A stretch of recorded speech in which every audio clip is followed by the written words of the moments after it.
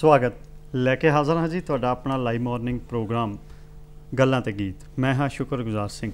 दोस्तों जे अपनी जिंदगी वाल वेखीए तो साडी जिंदगी ਸਾਹਿਤ ਦੇ ਨਾਲ ਘਿਰੀ ਹੋਈ है। जे बाप ਦੀਆਂ ਝਿੜਕਾਂ ਦੀ ਗੱਲ ਕਰ ਲਈਏ ਤਾਂ ਉਹ ਵੀ ਸਾਹਿਤ ਦਾ ਰੂਪ ਹੈ। ਮਾਂ ਦੀਆਂ ਦੁਆਵਾਂ ਸਾਹਿਤ ਨੇ, ਭੈਣ ਦੀ ਰੱਖੜੀ ਸਾਹਿਤ ਹੈ, ਵੀਰ ਜੋ ਸਾਡੀਆਂ ਬਾਹਾਂ ਬਣਦੇ ਨੇ ਉਹ ਵੀ ਸਾਹਿਤ ਦੇ ਨੇ। ਤੇ ਜੇ ਅਸੀਂ ਆਪਣੇ ਯਾਰਾਂ ਦੋਸਤਾਂ ਦੇ ਨਾਲ ਬੈਠ ਕੇ ਹਾਸੇ ਠੱਠੇ ਕਰਦੇ ਹਾਂ ਤਾਂ ਉਹ ਵੀ ਸਾਹਿਤ ਹੈ। ਸਾਹਿਤ ਬਹੁਤ ਵਿਸ਼ਾਲ ਹੈ ਤੇ ਸਾਹਿਤ ਨੂੰ ਸਾਂਭਣਾ ਸਾਡਾ ਫਰਜ਼ ਹੈ। ਖੁਸ਼ੀਆਂ ਤੇ ਗਮੀਆਂ ਨਾਲ ਮਾਣੀ ਜ਼ਿੰਦਗੀ, ਗੀਤ ਗਜ਼ਲ ਕਵਿਤਾ ਕਹਾਣੀ ਜ਼ਿੰਦਗੀ, हर रूप ਵਿੱਚ ਸਾਹਿਤ ਹੈ। ਗਜ਼ਲ ਸਾਹਿਤ ਹੈ, ਕਵਿਤਾ ਸਾਹਿਤ ਹੈ, ਕਹਾਣੀ ਸਾਹਿਤ ਹੈ ਤੇ ਇਹ ਚੀਜ਼ਾਂ ਸਾਹਿਤ ਨੂੰ ਪ੍ਰਗਟਾਉਂਦੀਆਂ ਵੀ ਨੇ। ਇਹ ਚੀਜ਼ਾਂ ਸਾਡੇ ਖੁਸ਼ੀ ਨੂੰ, ਸਾਡੇ ਅਨੁਭਵ ਨੂੰ, ਸਾਡੇ ਦੁੱਖ ਨੂੰ, ਹਰ ਚੀਜ਼ ਨੂੰ ਇਜ਼ਹਾਰ ਕਰਦੀਆਂ ਨੇ ਵੱਖ-ਵੱਖ ਸ਼ਬਦਾਂ ਦੇ ਰੂਪ ਵਿੱਚ, ਵੱਖ-ਵੱਖ ਤੁਕਬੰਦੀ ਦੇ ਰੂਪ ਵਿੱਚ। ਗਜ਼ਲ ਹੋ ਜੇ, ਕਵਿਤਾ ਹੋ ਜੇ, ਕਹਾਣੀ ਹੋ ਜੇ, ਹਰ ਲੇਖਕ ਆਪਣਾ ਅਨੁਭਵ ਸਾਡੇ ਸਾਹਮਣੇ ਪੇਸ਼ ਕਰਦਾ ਹੈ। ਤੇ ਸਾਹਿਤ ਨੂੰ ਸਾਂਭਣਾ ਵੀ ਸਾਡਾ ਬਹੁਤ ਵੱਡਾ ਫਰਜ਼ ਹੈ, ਬਹੁਤ ਗਹਿਰਾ ਅਤੇ ਗੰਭੀਰ ਫਰਜ਼ ਹੈ, ਕਿਉਂਕਿ ਜਿਉਂ-ਜਿਉਂ ਜ਼ਿੰਦਗੀ ਬਦਲਦੀ ਹੈ ਤਿਉਂ-ਤਿਉਂ ਸਾਹਿਤ ਵੀ ਆਪਣਾ ਨਵਾਂ ਰੂਪ ਸਾਡੇ ਸਾਹਮਣੇ ਲੈ ਕੇ ਆਉਂਦਾ ਹੈ। ਤੇ ਨਿੱਕੇ-ਨਿੱਕੇ ਪਿੰਡਾਂ ਦੀ ਗੱਲ ਕਰ ਲਈਏ ਜਾਂ ਵੱਡੇ ਮਹਾਨਗਰਾਂ ਦੀ ਗੱਲ ਕਰ ਲਈਏ ਤਾਂ ਬਹੁਤ ਸਾਰੀਆਂ ਸਾਹਿਤ ਸਭਾਵਾਂ ਨੇ ਜੋ ਲਗਾਤਾਰ ਸਾਹਿਤ ਨੂੰ ਪ੍ਰਫੁੱਲਤ ਕਰਨ ਵਿੱਚ, ਸਾਹਿਤ ਨੂੰ ਬਚਾਉਣ ਵਿੱਚ ਲੱਗੀਆਂ ਹੋਈਆਂ ਨੇ। ਤੇ ਅੱਜ ਅਸੀਂ ਗੱਲਾਂ ਤੇ ਗੀਤ ਵਿੱਚ ਵੀ ਇਹੀ ਗੱਲਬਾਤ ਕਰਨੀ ਹੈ ਕਿ ਪੰਜਾਬ ਵਿੱਚ ਸਾਹਿਤ ਸਭਾਵਾਂ ਦਾ ਕੀ ਰੋਲ ਹੈ ਅਤੇ ਉਸ ਪ੍ਰਤੀ ਅਸੀਂ ਸਮੀਖਿਆ ਕਰਨੀ ਹੈ। ਇਸ ਵਿਸ਼ੇ ਦੇ ਉੱਤੇ ਵਿਚਾਰ ਚਰਚਾ ਕਰਨ ਲਈ ਸਾਡੇ ਵਿੱਚ ਪਹੁੰਚੇ ਨੇ ਡਾਕਟਰ ਭਗਵੰਤ ਸਿੰਘ ਮੰਗਵਾਲ ਜੀ, ਜੋ ਕਿ ਰਿਟਾਇਰਡ ਜ਼ਿਲ੍ਹਾ ਸਿੱਖਿਆ ਅਫਸਰ ਨੇ, ਰਿਟਾਇਰਡ ਜ਼ਿਲ੍ਹਾ ਭਾਸ਼ਾ ਅਫਸਰ ਨੇ, ਜਿਨ੍ਹਾਂ ਨੇ ਭਾਸ਼ਾ ਵਿਭਾਗ ਵਿੱਚ ਬਤੌਰ ਅਨੁਵਾਦਕ ਦੇ ਕੰਮ ਕੀਤਾ ਹੈ, बतौर संपादक के काम किया है। बहुत बहुत स्वागत है सर। बहुत बहुत स्वागत है, शुक्रिया जी तुहाडा। सर अज का विषा पंजाब विच ਸਾਹਿਤ ਸਭਾਵਾਂ ਦਾ ਰੋਲ ਤੇ ਸਮੀਖਿਆ। हाँ जी, ਸਾਹਿਤ ਦੀ ਗੱਲ ਕਰਦੇ ਹਾਂ। ਕਹਿੰਦੇ ਨੇ ਕਿ ਜਿਉਂ-ਜਿਉਂ ਜ਼ਿੰਦਗੀ ਬਦਲਦੀ ਹੈ ਤਿਉਂ-ਤਿਉਂ ਸਾਹਿਤ ਨਵੇਂ ਰੂਪ ਦੇ ਨਾਲ ਸਾਹਮਣੇ ਆਉਂਦਾ ਹੈ। ਬਹੁਤ ਸਾਰੇ ਲੇਖਕਾਂ ਨੇ, ਬਹੁਤ ਸਾਰੇ ਸਾਹਿਤਕਾਰਾਂ ਨੇ, ਬਹੁਤ ਸਾਰੇ ਫਿਲਾਸਫਰਾਂ ਨੇ ਸਾਹਿਤ ਨੂੰ ਵੱਖਰੀ ਵੱਖਰੀ ਪਰਿਭਾਸ਼ਾ ਦਿੱਤੀ ਹੈ। ਕਿਸੇ ਨੇ ਕਿਹਾ ਹੈ ਕਿ ਸਾਹਿਤ ਕਿਸੇ ਹੱਦ ਤੱਕ ਖੜ ਜਾਂਦਾ ਹੈ, ਕੋਈ ਕਹਿੰਦਾ ਹੈ ਕਿ ਸਾਹਿਤ ਹਮੇਸ਼ਾ ਵੱਧਦਾ ਰਹਿੰਦਾ ਹੈ, ਬਦਲਦਾ ਰਹਿੰਦਾ ਹੈ। ਪਰ ਜੇ ਮੈਂ ਡਾਕਟਰ ਭਗਵੰਤ ਸਿੰਘ ਮੰਗਵਾਲ ਜੀ ਦੇ ਸ਼ਬਦਾਂ ਦੇ ਵਿੱਚ ਸਾਹਿਤ ਦੀ ਪਰਿਭਾਸ਼ਾ ਜਾਣਨਾ ਚਾਹਾਂ ਤਾਂ ਕੀ ਕਹਿੰਦੇ ਹੋ ਤੁਸੀਂ? ਵਿਦਵਾਨਾਂ ਦੇ ਕਥਨ ਨੇ ਵੀ ਸਾਹਿਤ ਸਮਾਜ ਦੀ ਡਗੋਰੀ ਹੈ, ਸਾਹਿਤ ਸਮਾਜ ਦਾ ਦਰਪਣ ਹੈ, ਸਮਾਜ ਨੂੰ ਸੇਧ ਦਿੰਦਾ ਹੈ। ਤੇ ਸਾਹਿਤ ਦੇ ਜਿਹੜੇ ਮੁੱਖ ਤੌਰ ਤੇ, ਮੋਟੇ ਤੌਰ ਤੇ ਜਿਹੜੇ ਭਾਰਤੀ ਦਰਸ਼ਨ ਦੇ ਮੁਤਾਬਕ ਆਪਾਂ ਗੱਲ ਕਰੀਏ ਤਾਂ ਸਾਹਿਤ ਦਾ ਸਰੂਪ ਇਹ ਮੰਨਿਆ ਜਾਂਦਾ ਸਾਹਿਤ ਸਤਿਅਮ, ਸ਼ਿਵਮ ਔਰ ਸੁੰਦਰਮ।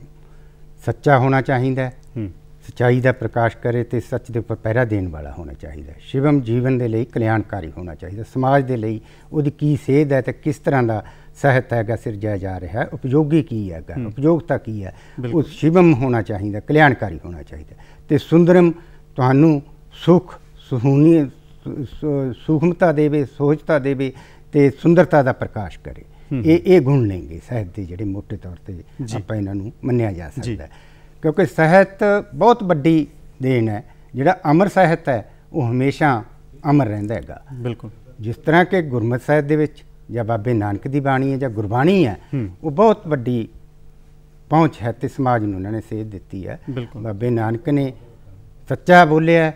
ਸਮੇਂ ਦੀ ਹੁਕਮਰਾਨ ਜਿਹੜੀ ਫਿਊਡਲ ਸਿਸਟਮ ਦਾ ਸੀਗਾ, ਜਿਹੜਾ ਕਿ ਨਿਰੰਕੁਸ਼ ਸ਼ਾਸਕ ਸੀਗੇ, ਉਹਨਾਂ ਦੇ ਖਿਲਾਫ ਵੀ ਉਹਨਾਂ ਨੇ ਆਵਾਜ਼ ਉਠਾਈ ਹੈ, ਜ਼ੁਲਮ ਦੇ ਖਿਲਾਫ ਆਵਾਜ਼ ਉਠਾਈ ਹੈ। ਜਿਸ ਤਰ੍ਹਾਂ ਕਿ ਸਮਾਜ ਦੀ ਅਧੋਗਤੀ ਨੂੰ ਗੁਰੂ ਨਾਨਕ ਦੇਵ ਜੀ ਨੇ ਬਿਆਨ ਕੀਤਾ, ਖੱਤਰੀਆਂ ਤਾਂ ਧਰਮ ਛੋੜਿਆ, ਮਲੇਸ਼ ਭਾਖਿਆ ਗਏ ਜੀ। ਜਾਂ ਇਸ ਤਰ੍ਹਾਂ ਕਿ ਬਾਬਰ ਬਾਣੀ ਦੇ ਵਿੱਚ ਉਹਨਾਂ ਨੇ, ਜਿਹੜਾ ਬਾਬਰ ਨੇ ਜ਼ੁਲਮ ਕਮਾਇਆ ਤੇ ਉਹਦਾ ਬਿਆਨ ਕੀਤਾ। ਉਸ ਤਰ੍ਹਾਂ ਦਾ ਸਾਹਿਤ ਬਹੁਤ ਹੀ ਉੱਤਮ ਦਰਜੇ ਦਾ ਸਾਹਿਤ ਹੈ ਤੇ ਇਸੇ ਕਾਰਨ ਹੈ ਕਿ ਲੋਕਾਂ ਦੇ ਵਿੱਚ ਉਹ ਸਾਹਿਤ ਦੀਆਂ ਬਹੁਤ ਡੂੰਘੀਆਂ ਜੀ ਸਾਹਿਤ ਦੇ ਕਈ ਰੂਪ ਨੇ। ਤੁਸੀਂ ਧਾਰਮਿਕ ਸਾਹਿਤ ਦੀ ਵੀ ਗੱਲ ਕੀਤੀ, ਅਸੀਂ ਆਪਣੀ ਜ਼ਿੰਦਗੀ ਦੇ ਦੂਸਰੇ ਸਾਹਿਤਕ ਪੱਖ ਨੂੰ ਵੀ ਲੈ ਕੇ ਚੱਲ ਜਾਈਏ, ਉਹ ਵੀ ਸਾਹਿਤ ਹੈ। ਤੇ ਬਹੁਤ ਸਾਰੀਆਂ ਕਿਤਾਬਾਂ ਵੀ ਆਉਂਦੀਆਂ ਨੇ, ਬਹੁਤ ਸਾਰੀਆਂ ਕਈ ਮੈਗਜ਼ੀਨਸ ਵੀ ਛਪਦੀਆਂ ਨੇ, ਤਾਂ ਉਹਨਾਂ ਦੇ ਉੱਤੇ ਗੋਸ਼ਟੀਆਂ ਵੀ ਹੁੰਦੀਆਂ ਨੇ। ਸਾਹਿਤ ਸਭਾਵਾਂ ਦਾ ਬਹੁਤ ਵੱਡਾ ਰੋਲ ਹੈ ਜੋ ਲਗਾਤਾਰ ਸਾਹਿਤ ਨੂੰ ਸਾਂਭਣ ਵਿੱਚ ਲੱਗੀਆਂ ਹੋਈਆਂ ਨੇ, ਸਾਹਿਤ ਨੂੰ ਪ੍ਰਫੁੱਲਤ ਕਰਨ ਵਿੱਚ ਲੱਗੀਆਂ ਹੋਈਆਂ ਨੇ। ਤੇ ਸਾਹਿਤ ਦੇ ਜੇ ਮੈਂ ਮੁਲਾਂਕਣ ਦੀ ਗੱਲ ਕਰਦਾ ਹਾਂ ਤੇ ਸਾਹਿਤ ਸਭਾਵਾਂ ਮੁਲਾਂਕਣ ਨੂੰ ਲੈ ਕੇ ਕੀ ਰੋਲ ਅਦਾ ਕਰ ਰਹੀਆਂ ਨੇ? ਦੋ ਕੇਂਦਰੀ ਪੰਜਾਬੀ ਲੇਖ ਸਭਾਵਾਂ ਨੇ ਪੰਜਾਬ ਦੇ ਵਿੱਚ, ਪੰਜਾਬੀ ਦੀਆਂ ਕੇਂਦਰੀ ਪੰਜਾਬੀ ਲੇਖ ਸਭਾ ਰਜਿਸਟਰਡ ਤੇ ਕੇਂਦਰੀ ਪੰਜਾਬੀ ਲੇਖ ਸਭਾ ਸੇਖੋਂ ਰਜਿਸਟਰਡ। ਇਹਨਾਂ ਦੇ ਨਾਲ 100 ਤੋਂ ਵੱਧ ਸਾਹਿਤ ਸਭਾਵਾਂ ਸੰਬੰਧਿਤ ਨੇ ਅਤੇ ਸਿੱਧੇ ਮੈਂਬਰ ਤੇ ਲਾਈਫ ਮੈਂਬਰ ਨੇ ਇਹਨਾਂ ਦੇ। ਮੈਂ ਕੇਂਦਰੀ ਪੰਜਾਬੀ ਲੇਖ ਸਭਾ ਦਾ ਸਕੱਤਰ ਹਾਂ ਤੇ ਪੰਜਾਬੀ ਸਾਹਿਤ ਸਭਾ ਸੰਗਰੂਰ ਦਾ ਪ੍ਰਧਾਨ ਅਤੇ ਮਾਲਵਾ ਰਿਸਰਚ ਸੈਂਟਰ ਦਾ ਮੈਂ ਜਨਰਲ ਸੈਕਟਰੀ ਹਾਂ, ਜਿਹਦੇ ਵੱਲੋਂ ਅਸੀਂ ਜਾਗੋ ਇੰਟਰਨੈਸ਼ਨਲ ਮੈਗਜ਼ੀਨ ਕੱਢ ਰਹੇ ਹਾਂ। ਪਿਛਲੇ 10 ਸਾਲਾਂ ਤੋਂ 12 ਸਾਲ ਤੋਂ ਸਾਡਾ ਇਹ ਨਿਰੰਤਰ ਮੈਗਜ਼ੀਨ ਨਿਕਲ ਰਿਹਾ ਹੈ, ਜਿਹਦੇ ਵਿੱਚ ਅਸੀਂ ਬਹੁਤ ਵੱਡੇ ਵਿਸ਼ੇਸ਼ਣ ਕੱਢੇ ਨੇਗੇ, ਜਿਸ ਤਰ੍ਹਾਂ ਕਿ ਪੰਜਾਬੀ ਭਾਸ਼ਾ ਬਾਰੇ, ਸੱਭਿਆਚਾਰ ਬਾਰੇ, ਬਾਕੋ ਨਾਰਾਇਣ ਦੀ ਪੋਇਟਰੀ ਬਾਰੇ, ਜੋ ਕਿ ਕਲਕੱਤੇ ਦੇ ਬਹੁਤ ਵੱਡੇ ਸਾਹਿਤਕਾਰ ਸੀ, ਬਹੁਤ ਹੀ ਅੱਛੇ ਉੱਤਮ ਪੱਧਰ ਦੇ ਸਾਹਿਤਕਾਰ ਸੀ, ਜਿਨ੍ਹਾਂ ਨੇ ਪੱਤਤਾ ਆਧਾਰ ਦੇ ਉੱਪਰ ਕਾਰਜ ਕੀਤਾ ਸੀ। ਮੈਂ ਉਹਨਾਂ ਦੀ ਪੋਇਟਰੀ ਨੂੰ ਪੰਜਾਬੀ ਦੇ ਵਿੱਚ ਇੰਟਰੋਡਿਊਸ ਕਰਵਾਇਆ ਪਹਿਲੀ ਵਾਰ। ਇਸੇ ਤਰ੍ਹਾਂ ਸ਼੍ਰੀ ਗੁਰੂ ਨਾਨਕ ਦੇਵ ਵਿਸ਼ੇਸ਼ ਅੰਕ ਉਹ ਅਸੀਂ ਕੱਢਿਆ ਹੈਗਾ। ਸੁਰਜੀਤ ਸਿੰਘ ਪੰਛੀ, ਸ਼ੇਰ ਸਿੰਘ ਕੰਵਲ, ਗਿੱਲ ਮੋਹਰਾਂ ਵਾਲੀ, ਇਸ ਤਰ੍ਹਾਂ ਦੇ ਵਿਸ਼ੇਸ਼ ਅੰਕ ਕੱਢੇ ਨੇ। ਹੁਣ ਆਪਾਂ ਗੱਲ ਕਰੀਏ ਕਿ ਸਾਹਿਤ ਦੇ ਮੁਲਾਂਕਣ ਦੇ ਵਿੱਚ ਜਿਹੜੀਆਂ ਸਾਹਿਤ ਸਭਾਵਾਂ ਨੇ ਇਹ ਕੀ ਯੋਗਦਾਨ ਪਾਉਂਦੀਆਂ ਨੇ, ਕਿਉਂਕਿ ਜੋ ਵੀ ਸਾਹਿਤ ਸਿਰਜਿਆ ਜਾ ਰਿਹਾ ਹੈ, ਬਹੁਤ ਸਾਹਿਤਕਾਰ ਨੇਗੇ ਨਿਰੰਤਰ ਸਿਰਜ ਰਹੇ ਨੇ, ਆਪਣੇ ਕਾਰਜ ਕਰਦੇ ਨੇ, ਛੋਟੇ ਛੋਟੇ ਆਪਣੇ ਕੰਮ ਦੇ ਨਾਲ। ਉਹ ਪ੍ਰੋਫੈਸ਼ਨਲ ਸਾਹਿਤਕਾਰ ਨਹੀਂ, ਉਹ ਆਪਣਾ ਕੰਮ ਕਰਕੇ ਉਹਨਾਂ ਦੀ ਆਪਣੀ ਰੁਚੀ ਹੈ ਸਾਹਿਤ ਸਿਰਜਣ ਦੀ, ਉਹ ਸਿਰਜਦੇ ਨੇਗੇ। ਉਹਨਾਂ ਦੇ ਲਈ ਉਹਨਾਂ ਦੇ ਸਾਹਿਤ ਦੀ ਇਵੈਲੂਏਸ਼ਨ ਹੋਣੀ ਜ਼ਰੂਰੀ ਹੈ। ਉਹਦੇ ਲਈ ਜਿਹੜੀਆਂ ਸਾਹਿਤ ਸਭਾਵਾਂ ਨੇ ਉਹਨਾਂ ਦੇ ਵਿੱਚ ਪਹਿਲਾਂ ਤਾਂ ਉਹਨਾਂ ਨੂੰ ਹੱਲਾਸ਼ੇਰੀ ਹੁੰਦੀ ਹੈ, ਜਦੋਂ ਆਉਂਦੇ ਨੇ ਮੰਥਲੀ ਮੀਟਿੰਗਾਂ ਹੁੰਦੀਆਂ ਨੇ, ਉਹ ਸਾਹਿਤ ਦੇ ਉੱਪਰ ਚਰਚਾ ਹੁੰਦੀ ਹੈ। ਵਿਦਵਾਨ ਵੀ ਆਉਂਦੇ ਨੇ ਬਾਹਰੋਂ, ਉਸ ਤਰ੍ਹਾਂ ਦਾ ਉਹਨਾਂ ਦਾ ਅਸੀਂ ਵਿਚਾਰ ਚਰਚਾ ਕਰਦੇ ਰਹਿੰਦੇ ਹਾਂ ਕਿ ਉਹਨੂੰ ਸੇਧ ਦਿੱਤੀ ਜਾਂਦੀ ਹੈ। ਤੇ ਦੂਸਰਾ ਫਿਰ ਉਹਨਾਂ ਦੀਆਂ ਪੁਸਤਕਾਂ ਰਿਲੀਜ਼ ਹੁੰਦੀਆਂ ਨੇ। ਪੁਸਤਕ ਰਿਲੀਜ਼ ਹੁੰਦੀ ਹੈ ਤਾਂ ਉਸ ਵੇਲੇ ਵੀ ਕਾਫੀ ਅੱਛੀ ਚਰਚਾ ਹੁੰਦੀ ਹੈ, ਬਹਿਸ ਹੁੰਦੀ ਹੈ, ਜਿਹਦੇ ਤੋਂ ਸਾਹਿਤਕਾਰ ਆਪਣੀਆਂ ਘਾਟਾਂ ਨੂੰ ਜਾਣਦਾ ਤੇ ਆਪਣੇ ਗੁਣਾਂ ਦੀ ਪਹਿਚਾਣ ਕਰਦਾ। ਉਸ ਤਰ੍ਹਾਂ ਉਹ ਸਾਹਿਤ ਸਿਰਜਿਆ ਜਾਂਦਾ। ਇੱਕ ਮੁਲਾਂਕਣ ਜਿਹੜਾ ਸਾਹਿਤ ਦਾ ਸਹੀ ਮੁਲਾਂਕਣ ਹੁੰਦਾ ਹੈ, ਕਿਉਂਕਿ ਜੇ ਦੇਖਿਆ ਜਾਵੇ ਜਾਂ ਯੂਨੀਵਰਸਿਟੀਆਂ ਜਾਂ ਜਿਹੜੇ ਸਰਕਾਰੀ ਅਦਾਰੇ ਆ ਜਾਂ ਹੋਰ ਅਦਾਰੇ ਆ ਜਿਹੜੇ, ਉਹਨਾਂ ਦੇ ਵਿੱਚ ਇਸ ਤਰ੍ਹਾਂ ਦਾ ਮੁਲਾਂਕਣ ਨਹੀਂ ਹੋਊਗਾ, ਕਿਉਂਕਿ ਤਾਂ ਕੋਰਸ ਵਰਕ ਦੇ ਵਿੱਚ ਕਿਤਾਬਾਂ ਨੇ ਉਹ ਲੱਗ ਚੁੱਕੀਆਂ, ਆਮ ਬੰਦੇ ਦੀ ਉੱਥੇ ਤੱਕ ਪਹੁੰਚ ਹੀ ਨਹੀਂ ਹੁੰਦੀ ਹੈ। ਉਹਦੇ ਲਈ ਜਿਹੜੀਆਂ ਸਾਹਿਤ ਸਭਾਵਾਂ ਨੇ ਇੱਕ ਵੱਡੀ ਭੂਮਿਕਾ ਅਦਾ ਕਰਦੀਆਂ ਨੇ। ਉਹਨਾਂ ਦੇ ਉੱਪਰ ਚਰਚਾ ਹੁੰਦੀ ਹੈ, ਸਿੱਧੇ ਤੌਰ 'ਤੇ ਹੁੰਦੀ ਹੈ, ਪੇਪਰ ਲਿਖੇ ਜਾਂਦੇ ਨੇ, ਉਸ ਤੋਂ ਬਾਅਦ ਫਿਰ ਉਹਦੀ ਮੀਡੀਆ ਦੇ ਵਿੱਚ ਵੀ ਚਰਚਾ ਹੁੰਦੀ ਹੈ। ਇਸ ਤਰ੍ਹਾਂ ਇਹ ਇੱਕ ਜਿਹੜੀਆਂ ਸਾਹਿਤ ਸਭਾਵਾਂ ਬਹੁਤ ਵੱਡਾ ਪਲੇਟਫਾਰਮ ਅਦਾ ਕਰਦੀਆਂ ਨੇ ਜੀ। ਤੇ ਬੜਾ ਦੁੱਖ ਲੱਗਦਾ ਹੈ ਜਦੋਂ ਅਸੀਂ ਅਖਬਾਰਾਂ ਦੇ ਵਿੱਚ ਪੜ੍ਹਦੇ ਹਾਂ, ਕਈ ਕਾਲਜਾਂ ਦੇ ਵਿੱਚ, ਕਈ ਸਕੂਲਾਂ ਦੇ ਵਿੱਚ, ਖਾਸ ਕਰਕੇ ਪੰਜਾਬ ਦੇ ਵਿੱਚ ਕਈ ਕਾਲਜਾਂ ਦੇ ਵਿੱਚ ਪੰਜਾਬੀ ਭਾਸ਼ਾ ਦੇ ਕੋਰਸ ਬੰਦ ਕਰ ਦਿੱਤੇ। ਪਿੱਛੇ ਜੇ ਇੱਕ ਅਖਬਾਰਾਂ ਦੇ ਵਿੱਚ ਬੜੀ ਵੱਡੀ ਖਬਰ ਛਪ ਕੇ ਆਈ ਸੀ ਕਿ ਕੁਝ ਸਾਲਾਂ ਦੇ ਵਿੱਚ ਕੋਰਸਾਂ ਦੇ ਵਿੱਚ ਜਾਂ ਸਕੂਲ ਕਾਲਜਾਂ ਦੇ ਵਿੱਚ ਘੱਟ ਗਿਣਤੀ ਦੇ ਵਿੱਚ ਦਾਖਲੇ ਹੋਏ, ਪਰ ਆਈਲੈਟਸ ਦੇ ਟੈਸਟ ਜ਼ਿਆਦਾ ਦਿੱਤੇ ਗਏ। ਬੜੀ ਦੁੱਖ ਵਾਲੀ ਗੱਲ ਹੈ ਪੰਜਾਬ ਦੇ ਲਈ। ਤੇ ਜਦੋਂ ਪੰਜਾਬੀ ਸਾਡੀ ਮਾਂ ਬੋਲੀ ਹੈ, ਪੰਜਾਬੀ ਨੂੰ ਸਾਂਭਣਾ ਵੀ ਪਵੇਗਾ, ਪੰਜਾਬੀ ਨੂੰ ਵਧਾਉਣਾ ਵੀ ਪਵੇਗਾ, ਪੀੜ੍ਹੀ ਦਰ ਪੀੜ੍ਹੀ ਤੋੜਨਾ ਵੀ ਪਵੇਗਾ। ਤੇ ਸਾਹਿਤ ਸਭਾਵਾਂ ਪੰਜਾਬੀ ਭਾਸ਼ਾ ਨੂੰ ਲੈ ਕੇ ਕਿਸ ਤਰ੍ਹਾਂ ਦਾ ਰੋਲ ਅਦਾ ਕਰਦੀਆਂ ਨੇ, ਪੰਜਾਬੀ ਭਾਸ਼ਾ ਨੂੰ ਕਿਸ ਤਰ੍ਹਾਂ ਉੱਨਤ ਕਰ ਰਹੀਆਂ ਨੇ? ਜਿਹੜੇ ਤੁਸੀਂ ਜਿਸ ਤਰ੍ਹਾਂ ਗੱਲ ਕੀਤੀ ਹੈ ਕਿ ਸਕੂਲਾਂ ਕਾਲਜਾਂ ਦੇ ਵਿੱਚੋਂ ਪੰਜਾਬੀ ਨੂੰ ਬੰਦ ਕੀਤਾ ਜਾ ਰਿਹਾ ਹੈ, ਜਾਂ ਜਿਵੇਂ CBSE ਜਾਂ ICSE ਦੇ ਸਕੂਲ ਨੇਗੇ, ਉਹਨਾਂ ਦੇ ਵਿੱਚ ਬੋਲਣ ਦੇ ਉੱਪਰ ਪਾਬੰਦੀ ਲਾਈ ਜਾਂਦੀ ਰਹੀ ਹੈ ਤੇ ਬੱਚਿਆਂ ਦੇ ਜੁਰਮਾਨੇ ਕੀਤੇ ਜਾਂਦੇ ਰਹੇ।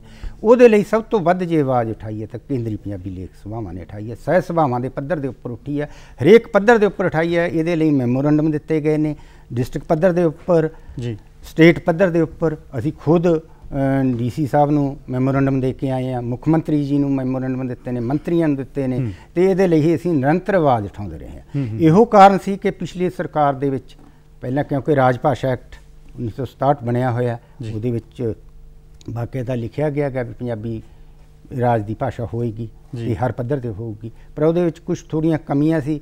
ਤੇ ਪਿਛਲੇ ਸਮੇਂ ਦੇ ਦੌਰਾਨ ਸਾਡੇ ਲੇਖਕਾਂ ਦੇ ਦਬਾਅ ਦੇ ਕਾਰਨ, ਲੇਖ ਸਭਾਵਾਂ ਦੇ ਦਬਾਅ ਦੇ ਕਾਰਨ ਰਾਜ ਭਾਸ਼ਾ ਤਰਮੀਮ ਐਕਟ 2008 ਪਾਸ ਕੀਤਾ ਗਿਆ ਸੀ, ਜਿਸ ਦੇ ਵਿੱਚ ਸਪਸ਼ਟ ਕਿਹਾ ਗਿਆ ਸੀਗਾ ਕਿ ਪੰਜਾਬੀ ਹਰੇਕ ਪੱਧਰ ਦੇ ਉੱਪਰ ਲਾਗੂ ਹੋਊਗੀ। ਜਿਹੜਾ ਨਹੀਂ ਬੋਲੂਗਾ ਜਾਂ ਕੋਈ ਅਧਿਕਾਰੀ ਜਾਂ ਕਰਮਚਾਰੀ ਉਹਦੀ ਉਲੰਘਣਾ ਕਰੂਗਾ, ਉਹਨਾਂ ਦੇ ਖਿਲਾਫ ਭਾਸ਼ਾ ਵਿਭਾਗ ਦੀ ਸਿਫਾਰਿਸ਼ ਦੇ ਨਾਲ ਉਹਨਾਂ ਦੇ ਖਿਲਾਫ ਕਾਰਵਾਈ ਕੀਤੀ ਜਾਊਗੀ। ਉਹ ਅਸੀਂ ਦਬਾਅ ਬਣਾ ਕੇ ਰੱਖਦੇ। ਇਸੇ ਤਰ੍ਹਾਂ ਇਹ ਦਬਾਅ ਦੇ ਨਾਲ ਹੀ ਇੱਕ ਰਾਜ ਭਾਸ਼ਾ ਸਿੱਖਿਆ ਐਕਟ ਪਾਸ ਕੀਤਾ ਗਿਆ ਸੀ 2008 ਦੇ ਵਿੱਚ ਹੀ। ਉਸ ਦੇ ਵਿੱਚ ਇਹ ਸਪਸ਼ਟ ਸੀਗਾ ਜਿਹੜਾ ਪੰਜਾਬ ਦੀ ਧਰਤੀ ਦੇ ਉੱਪਰ ਸਕੂਲ ਨੇ, ਚਾਹੇ CBSE ਨਾਲ ਸੰਬੰਧਿਤ ਹੈ ਜਾਂ ICSE ਨਾਲ, ਉਹਨਾਂ ਸਕੂਲਾਂ ਦੇ ਵਿੱਚ ਉਹਨਾਂ ਵਿਦਿਆਰਥੀਆਂ ਨੂੰ ਉਦੋਂ ਤੱਕ ਸਰਟੀਫਿਕੇਟ ਨਾ ਦਿੱਤਾ ਜਾਵੇ 10ਵੀਂ ਪਾਸ ਦਾ, ਜਦ ਤੱਕ ਉਹ 10ਵੀਂ ਦੇ ਪੱਧਰ ਦੀ ਪੰਜਾਬੀ ਨਾ ਪਾਸ ਕਰ ਲੈਣ। ਉਹ ਜ਼ਰੂਰੀ ਹੈ, ਉਹਦੇ ਬਾਕਾਇਦਾ ਤੌਰ 'ਤੇ ਨੋਟੀਫਿਕੇਸ਼ਨ ਹੋ ਚੁੱਕੇ ਨੇ। ਜੇ ਕੋਈ ਸਕੂਲ ਉਹਦੀ ਉਲੰਘਣਾ ਕਰਦਾ ਤਾਂ ਉਹਨਾਂ ਨੂੰ ਪਹਿਲੀ ਵਾਰ ਉਹਨਾਂ ਨੂੰ ਵਾਰਨਿੰਗ ਦਿੱਤੀ ਜਾਊਗੀ, ਦੂਜੀ ਵਾਰ ਉਹਨਾਂ ਨੂੰ ਕਿਹਾ ਜਾਏਗਾ ਤੇ ਤੀਸਰੀ ਵਾਰ ਉਹਨਾਂ ਨੂੰ ਜੁਰਮਾਨਾ ਲਾ ਕੇ ਉਹਨਾਂ ਦੀ ਐਫੀਲੀਏਸ਼ਨ ਰੱਦ ਕੀਤੀ। ਇਹ ਦਬਾਅ ਕੇਂਦਰੀ ਸਭਾਵਾਂ ਦੀ, ਸਾਹਿਤ ਸਭਾਵਾਂ ਦੇ ਕਾਰਨ ਹੀ ਹੈ। ਅਸੀਂ ਨਿਰੰਤਰ ਇਹਦੀ ਆਵਾਜ਼ ਉਠਾਉਂਦੇ ਰਹੇ ਹਾਂ। परंतु क्योंकि ये इकल्ली ਪੰਜਾਬ ਦੇ ਉੱਪਰ ਇਸ ਤਰ੍ਹਾਂ ਦੀ ਇੱਕ ਜੇ ਇਹਨੂੰ ਅਸੀਂ ਇਹਦੀਆਂ ਪਿਛਲੀਆਂ ਜੜ੍ਹਾਂ ਲੱਭੀਏ ਨਾ 1849 ਦੇ ਵਿੱਚ ਜਦੋਂ ਚੇਲਿਆਂ ਵਾਲੀ ਦੀ ਲੜਾਈ ਦੇ ਵਿੱਚ ਅੰਗਰੇਜ਼ ਨਾਲ ਸਿੱਖਾਂ ਦੀ ਲੜਾਈ ਹੋਈ ਹੈ ਜਿਹੜੀ ਮਹਾਰਾਜਾ ਰਣਜੀਤ ਸਿੰਘ ਤੋਂ ਬਾਅਦ ਚੇਲਿਆਂ ਵਾਲੀ ਉਹਦੇ ਵਿੱਚ ਅੰਗਰੇਜ਼ਾਂ ਨੂੰ ਬਹੁਤ ਬੁਰੀ ਤਰ੍ਹਾਂ ਹਾਰ ਹੋਈ ਸੀ ਚੇਲਿਆਂ ਵਾਲੇ ਤੇ ਉਸ ਵੇਲੇ ਉਹਨਾਂ ਨੇ ਇੱਕ ਪਾਲਿਸੀ ਬਣਾਈ ਸੀ ਵੀ ਪੰਜਾਬ ਨੂੰ ਸਬਕ ਸਿਖਾਉਣਾ ਸਿੱਖਾਂ ਨੂੰ ਇਹ ਇਸ ਤਰ੍ਹਾਂ ਦੀ ਕੌਮ ਹੈਗੀ ਇਹਨਾਂ ਨੂੰ ਕਿਸ ਤਰ੍ਹਾਂ ਹੋ ਕੀਤਾ ਜਾਵੇ। ਉਹਦੇ ਬਾਅਦ ਉਹਨਾਂ ਨੇ ਆਪਣੀ ਇੱਕ ਲੰਬੀ ਪਾਲਿਸੀ ਲੰਬੇ ਸਮੇਂ ਦੀ ਪਾਲਿਸੀ ਬਣਾ ਕੇ ਪੰਜਾਬੀਆਂ ਨੂੰ ਸਬਕ ਸਿਖਾਉਣ ਦੇ ਵਾਸਤੇ ਪੰਜਾਬੀ ਕੌਮੀਅਤ ਨੂੰ ਦਬਾਉਣ ਦੀ ਖਾਤਰ ਉਹ ਪਾਲਿਸੀ ਬਣਾਈ ਤੇ ਉਹਦੇ ਬਾਰੇ ਪੰਜਾਬ ਦੀ ਵੰਡ ਹੋਈ। 1947 ਦੀ ਵੰਡ ਵੀ ਉਸੇ ਦੇ ਵਿੱਚੋਂ ਹੀ ਉੱਭਰਦੀ ਹੈ ਕਿਉਂਕਿ 7 ਕਰੋੜ ਪੰਜਾਬੀ ਬੋਲਦੇ ਬੰਦੇ ਪੰਜਾਬੀ ਬੋਲਦੇ ਪਾਕਿਸਤਾਨ ਦੇ ਵਿੱਚ ਨੇ 3 ਕਰੋੜ ਆਪਣੇ ਇੱਧਰ ਨੇ 3 ਕਰੋੜ ਬਾਹਰਲੇ ਆਪਣੇ ਤੇ 14 ਕਰੋੜ ਦੇ ਪੰਜਾਬੀ ਦਾ 11ਵਾਂ ਨੰਬਰ ਹੋਵੇ ਤੇ ਪੰਜਾਬੀ ਪਾਕਿਸਤਾਨ ਦੇ ਵਿੱਚ ਪੰਜਾਬੀ ਦੇ ਕੋਈ ਉਹ ਨਹੀਂ ਹੈ ਉਹਨਾਂ ਨੂੰ ਮਤਲਬ ਬਹੁਤ ਉਹ ਕੀਤਾ ਜਾ ਰਿਹਾ ਹੈਗਾ। ਬਿਲਕੁਲ ਜੀ, ਜਦੋਂ ਲੇਖਕ ਸਾਹਿਤਕਾਰ ਜਦੋਂ ਸਾਰੇ ਰਲ ਕੇ ਚੱਲਣਗੇ ਤਾਂ ਅਸੀਂ ਆਪਣਾ ਵਿਰਸਾ ਵੀ ਸਾਂਭ ਸਕਦੇ ਹਾਂ, ਅਸੀਂ ਆਪਣੀ ਭਾਸ਼ਾ ਵੀ ਸਾਂਭ ਸਕਦੇ ਹਾਂ, ਅਸੀਂ ਸਾਹਿਤ ਵੀ ਸਾਂਭ ਸਕਦੇ ਹਾਂ। ਸਾਹਿਤ ਨੂੰ ਪ੍ਰਫੁੱਲਤ ਵੀ ਕਰਨਾ ਜ਼ਰੂਰੀ ਹੈ ਨਾ। ਬਿਲਕੁਲ, ਜੇ ਸਾਂਭਣਾ ਜ਼ਰੂਰੀ ਹੈ ਸਾਹਿਤ ਨੂੰ ਪ੍ਰਫੁੱਲਤ ਕਰਨਾ ਵੀ ਓਨਾ ਹੀ ਜ਼ਰੂਰੀ ਹੈ। ਤੇ ਸਾਹਿਤ ਦੀ ਉન્નਤੀ ਨੂੰ ਲੈ ਕੇ ਸਾਹਿਤ ਸਭਾਵਾਂ ਇਸ ਵਕਤ ਕਿਸ ਤਰ੍ਹਾਂ ਦੇ ਰੋਲ ਅਦਾ ਕਰ ਰਹੀਆਂ? ਸਾਹਿਤ ਸਭਾਵਾਂ ਇਸ ਦੇ ਲਈ ਇੱਕ ਚੇਤਨਾ ਚਲਾ ਰਹੀਆਂ ਨੇ। ਜਿਸ ਤਰ੍ਹਾਂ ਪਿੱਛੇ ਤੁਸੀਂ ਸਵਾਲ ਵੀ ਉਠਾਇਆ ਸੀ, ਤੁਹਾਡੇ ਗੱਲ ਦੇ ਵਿੱਚ ਉੱਭਰੀ ਆਈ ਪੰਜਾਬ ਪੜ੍ਹਨ ਦੇ ਲਈ ਨਹੀਂ ਤਿਆਰ ਤੇ ਆਈਲੈਟਸ ਕਰਨ ਦੇ ਲਈ ਤਿਆਰ ਬਿਲਕੁਲ ਵੱਧ ਜ਼ਿਆਦਾ। ਤੇ ਹੁਣ ਹਾਲਤ ਇਹ ਆ ਵੀ ਹਰ ਘਰ ਦਾ ਪਾਸਪੋਰਟ ਬਣ ਚੁੱਕੇ ਨੇ ਤੇ ਪੰਜਾਬ 'ਚ ਉਡਾਰੀ ਮਾਰਨ ਦੇ ਲਈ ਤਿਆਰ ਨੇ। ਪੰਜਾਬ ਦਾ ਪ੍ਰਵਾਸ ਪੰਜਾਬ ਉਜੜਨ ਦੇ ਕਿਨਾਰੇ ਹੈਗਾ। ਇਹਦੇ ਵਿੱਚ ਮੈਨੂੰ ਕੋਈ ਉਹ ਨਹੀਂ। ਪੰਜਾਬ ਨੂੰ ਵੈਸੇ ਤਾਂ ਇਹਦੇ ਬਾਰੇ ਕੀ ਹੈ, ਇਹਦੀ ਪਾਲਿਸੀਆਂ ਦੀ ਕਾਫੀ ਇਹਦੀ ਗੰਭੀਰਤਾ ਨਾਲ ਸੋਚਣ ਦੀ ਬਾਤ ਹੈ।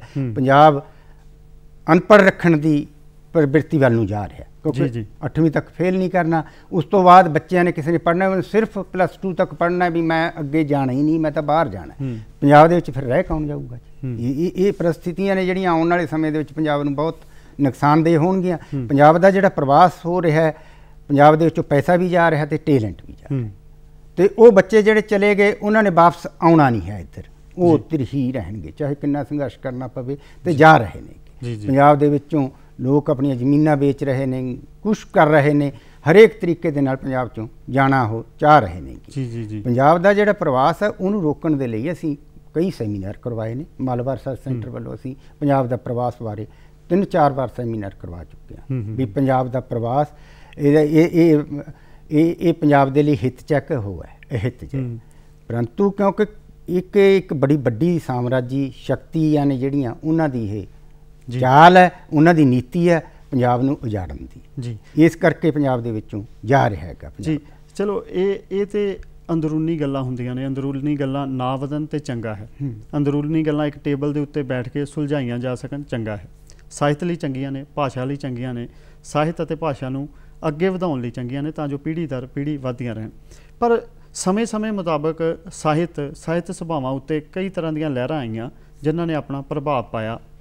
ਸਾਹਿਤ ਸਭਾਵਾਂ ਦੇ ਰੋਲ ਨੂੰ ਦਬਾਉਣ ਦੀ ਕੋਸ਼ਿਸ਼ ਵੀ ਕੀਤੀ ਗਈ, ਉਹਨਾਂ ਦੇ ਉੱਦਮਾਂ ਨੂੰ ਦਬਾਉਣ ਦੀ ਕੋਸ਼ਿਸ਼ ਵੀ ਕੀਤੀ ਗਈ, ਪਰ ਇਹਨਾਂ ਨੇ ਫਿਰ ਵੀ ਸਾਹਿਤ ਸਭਾਵਾਂ ਨੇ ਜਾਂ ਇਹਨਾਂ ਦੇ ਪੈਰੋਕਾਰਾਂ ਨੇ ਜਾਂ ਇਹਨਾਂ ਨੂੰ ਸਾਂਭਣ ਵਾਲਿਆਂ ਨੇ ਬੜੇ ਉੱਦਮ ਦੇ ਨਾਲ ਉਹਨਾਂ ਦਾ ਟਾਕਰਾ ਕੀਤਾ ਅਤੇ ਫਿਰ ਅੱਗੇ ਆ ਕੇ ਸਾਹਿਤ ਨੂੰ ਬਚਾਇਆ, ਭਾਸ਼ਾ ਨੂੰ ਬਚਾਇਆ। ਨਕਸਲਵਾਦੀ ਇੱਕ ਲਹਿਰ ਆਈ ਸੀ, ਉਸਨੇ ਬਹੁਤ ਪ੍ਰਭਾਵਿਤ ਕੀਤਾ ਸੀ ਸਾਹਿਤ ਨੂੰ, ਸਾਹਿਤ ਦੇ ਰੋਲ ਨੂੰ। ਇੱਕ ਵਾਰੀ ਤਾਂ ਉਹ ਸਮਾਂ ਐਸਾ ਆ ਗਿਆ ਸੀ ਕਿ ਸ਼ਾਇਦ ਇੰਝ ਲੱਗਦਾ ਸੀ ਕਿ ਸਾਹਿਤ ਦੇ ਉੱਤੇ ਅੱਗੇ ਸ਼ਾਇਦ ਕੁਐਸਚਨ ਮਾਰਕ ਲੱਗ ਗਿਆ ਜਾਂ ਸਾਹਿਤ ਦੇ ਉੱਤੇ ਕੋਈ ਲਗਾਮ ਲੱਗ ਗਈ ਵੀ ਅੱਗੇ ਨਹੀਂ ਤੁਰ ਰਿਹਾ। ਉਹ ਸਮਾਂ ਕੈਸਾ ਸੀ ਤੇ ਉਹਦਾ ਕਿੰਨਾ ਕੁ ਪ੍ਰਭਾਵ ਪਿਆ? ਹਾਂ, ਨਕਸਲਾਈਟ ਮੂਵਮੈਂਟ ਦੇ ਦੌਰਾਨ ਸਾਹਿਤ ਨੂੰ ਉਹਨਾਂ ਨੇ ਬਹੁਤ ਪ੍ਰਭਾਵਿਤ ਕੀਤਾ। ਇਸ ਸਮੇਂ ਦੇ ਦੌਰਾਨ ਜੁਝਾਰ ਵਿਦਰੋਹੀ ਵੀ ਉਹਨੂੰ ਕਿਹਾ ਜਾਂਦਾ ਹੈ ਉਸ ਸਾਹਿਤ ਨੂੰ, ਜਿਸ ਦੇ ਵਿੱਚ ਪਾਸ਼, ਲਾਲ ਸਿੰਘ ਦਿਲ, ਸੰਤ ਰਾਮ ਉਦਾਸੀ, ਦਰਸ਼ਨ ਖਟਕੜ, ਡਾਕਟਰ ਜਗਤਾਰ ਇਹਨਾਂ ਦੀ ਰਚਨਾ ਸੀ। ਤੇ ਜਿਸ ਸਟੇਜ ਦੇ ਉੱਪਰ ਹੁੰਦਾ ਸੀਗਾ ਜਾਂ ਪਾਸ਼ ਸੁਣਿਆ ਜਾਂਦਾ ਸੀ, ਸੰਤ ਰਾਮ ਉਦਾਸੀ ਸੁਣਿਆ ਜਾਂਦਾ ਸੀ, ਇਹਨੇ ਯੂਥ ਨੂੰ ਬੜਾ ਪ੍ਰਭਾਵਿਤ ਕੀਤਾ। ਬਿਲਕੁਲ, ਇਸ ਨੂੰ ਪ੍ਰਭਾਵਿਤ ਹੋ ਕੇ ਸਾਹਿਤ ਸਿਰਜੇ ਹੀ ਇਸ ਤਰ੍ਹਾਂ ਗਿਆ ਕਿ ਪਰੰਤੂ ਕਾਰਨ ਕੀ ਸੀ? ਕਿਉਂਕਿ ਇਹ ਲੋਕਾਂ ਦੇ ਪੱਖੀ ਸੀ। ਲੋਕਾਂ ਨੂੰ ਲੱਗਦਾ ਸੀ ਵੀ ਇਹਦੇ ਤੋਂ ਅਸੀਂ ਸਾਡੀਆਂ ਜਿਹੜੇ ਸਮਾਧਾਨ ਨੇਗੇ, ਸਾਡੀਆਂ ਜਿਹੜੀਆਂ ਸਮੱਸਿਆਵਾਂ ਨੇ ਉਹਨਾਂ ਦੇ ਉੱਪਰ ਅਸੀਂ ਜਿੱਤ ਪਾਵਾਂਗੇ। ਉਹ ਬਹੁਤ ਵਧੀਆ ਸਾਹਿਤ ਸਿਰਜਿਆ ਵੀ ਬਹੁਤ ਗਿਆ। ਨਕਸਲਾਈਟ ਮੂਵਮੈਂਟ ਦੇ ਦੌਰਾਨ ਬਹੁਤ ਅੱਛਾ ਸਾਹਿਤ ਸਿਰਜਿਆ ਗਿਆ। ਪਰੰਤੂ ਕਈ ਵਾਰੀ ਇਹ ਵੀ ਹੋ ਜਾਂਦਾ, ਇਸ ਦੇ ਵਿਪਰੀਤ ਇਹ ਹੈ 1980 ਵਾਲਾ ਜਿਹੜਾ ਦਹਾਕਾ ਹੈਗਾ ਬੜਾ ਵੱਡਾ ਭਿਅੰਕਰ ਦੁਖਾਂਤ ਵਾਪਰਿਆ ਪੰਜਾਬ ਦੇ ਵਿੱਚ, ਬੜਾ ਉਹ ਨੁਕਸਾਨ ਹੋਇਆ। ਪਰ ਉਸ ਸਮੇਂ ਦੇ ਦੌਰਾਨ ਕਾਰਨ ਕੀ ਹੋਇਆ? ਸਾਹਿਤਕਾਰਾਂ ਵੱਲੋਂ ਕਿਉਂ ਉਹ ਚੁੱਪ ਵੱਟ ਗਏ। ਉਸ ਸਮੇਂ ਇਸ ਤਰ੍ਹਾਂ ਦਾ ਏਡਾ ਜ਼ੋਰਦਾਰ ਸਾਹਿਤ ਨਹੀਂ ਸਿਰਜਿਆ ਗਿਆ, ਜਦ ਕਿ ਪੰਜਾਬ ਦਾ ਸਭ ਤੋਂ ਵੱਧ ਨੁਕਸਾਨ ਉਸ ਵੇਲੇ ਹੋਇਆ। 84 ਦਾ ਹੋਇਆ, ਹਾਂਜੀ, ਜੂਨ 84 ਗਾਹਾਂ ਦੇ ਦੰਗਿਆਂ ਦਾ ਹੋਇਆ, ਤੇ ਉਸ ਤੋਂ ਬਾਅਦ ਵੀ ਜਿਹੜਾ ਪੰਜਾਬ ਨੇ ਸੰਤਾਪ ਭੋਗਿਆ, ਉਸ ਤਰ੍ਹਾਂ ਦਾ ਸਾਹਿਤ ਨਹੀਂ ਸਿਰਜਿਆ ਗਿਆ।